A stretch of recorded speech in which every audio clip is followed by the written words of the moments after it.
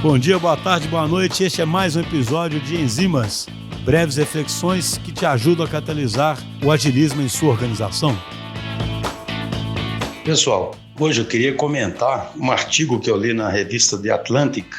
A gente vai colocar um link aí depois junto com esse episódio, de um autor que chama Arthur Brooks. Eu achei bem interessante, porque ele é, de certa forma, uma extensão do que eu falei semana passada lá sobre o estoicismo, no sentido de tentar fazer com que a gente crie uma forma melhor de fazer com que nossa mente lide com essa crise.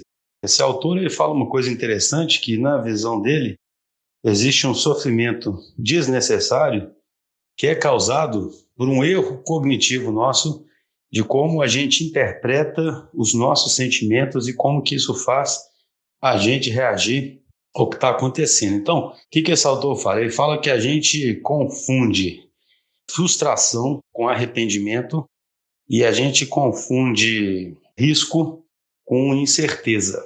E olha que interessante, por que isso aí é uma coisa que eu acho que é interessante comentar aqui, né?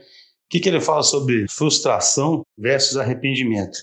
Ele fala basicamente o seguinte, que esses dois sentimentos eles são bem similares, né? Porque eles implicam em a gente estar triste por alguma coisa que a gente queria que tivesse acontecido ou que tivesse sido diferente, né? E que existem, inclusive, pesquisas aí que mostram como a gente tenta evitar as frustrações de toda forma, sabe?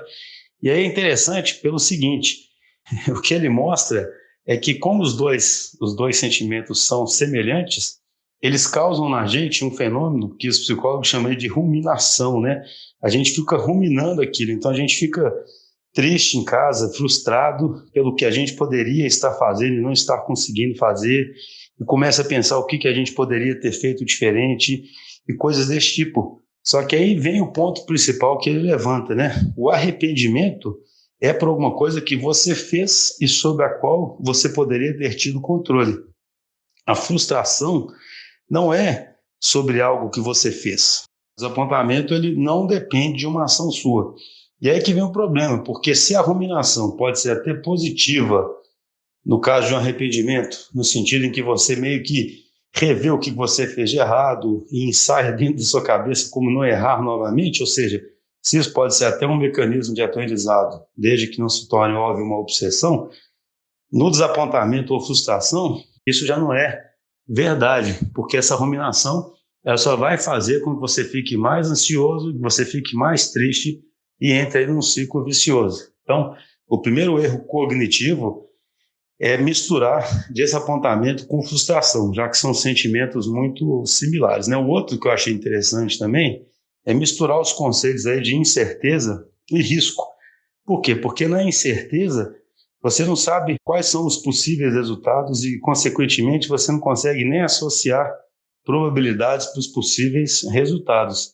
Ao fato que no risco você conhece os possíveis resultados e aí você consegue associar probabilidades e fazer a famosa gestão de risco, né, gente? Que é o que todo gerente de projeto, por exemplo, trabalha intensamente com gestão de risco. Então, veja que com a gestão de risco você teria ações claras a serem feitas, né? E aí, a questão que o autor coloca é que, ao se confundir incerteza e risco, o que acontece? A gente fica igual um doido, né? Ouvindo notícia de tudo quanto é jeito, vendo as curvas, etc. E eu compartilho isso, eu no começo estava fazendo isso loucamente, no fundo, tentando entender mais ou menos o que está acontecendo, para entender os riscos que nós estamos correndo. Só que, na verdade, isso é uma coisa que eu acho interessante, estava até vendo uma entrevista do Pondé outro dia na CNN, o fato de ter ciência envolvida não quer dizer que se tem certeza, principalmente nesse momento. A ciência ela vai trilhar vários caminhos, vai ter uma série de debates, o problema é extremamente complexo, então quando se fala que tem ciência, não quer dizer que a incerteza já foi resolvida. E a gente fica procurando, nesse momento, acreditar que essa incerteza não existe mais e que, consequentemente, a gente pode traduzir as possibilidades de resultados em riscos e pensar mais racionalmente o que faz com esses riscos. E aí isso dá uma angústia, porque, no fundo, a gente ouve, lê, e quanto mais faz isso, mais tem informações que muitas vezes são contraditórias, justamente porque estamos num momento onde as certezas não existem e onde a ciência está no meio do furacão, debatendo, fazendo experimento e vendo, né, o que vai acontecer. Então, no final das contas, qual que é a sugestão lá do autor do artigo que eu acho interessante? Se a gente reconhecer essas, digamos assim, falhas cognitivas, né, ou seja, a gente reconhecer, primeiro, que na verdade nós estamos frustrados e não arrependidos, e que nós estamos lidando com a incerteza e não com riscos, ao reconhecer isso, a gente pode, no caso da frustração, interromper essa ruminação na nossa mente, sabendo que ela vai ser contraproducente, e se concentrar no que eu posso fazer agora, no presente, racionalmente.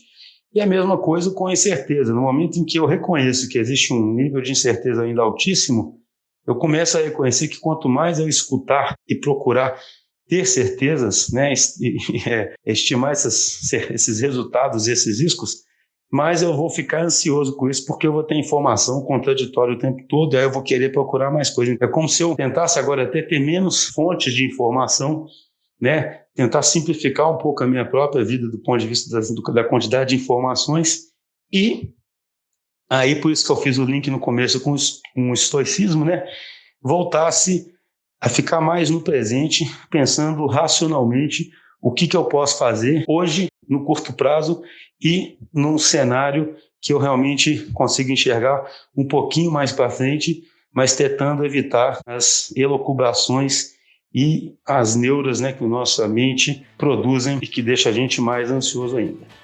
É isso, o link do artigo vai estar aí. Eu acho esse tema bastante oportuno nesse momento que estamos vivendo.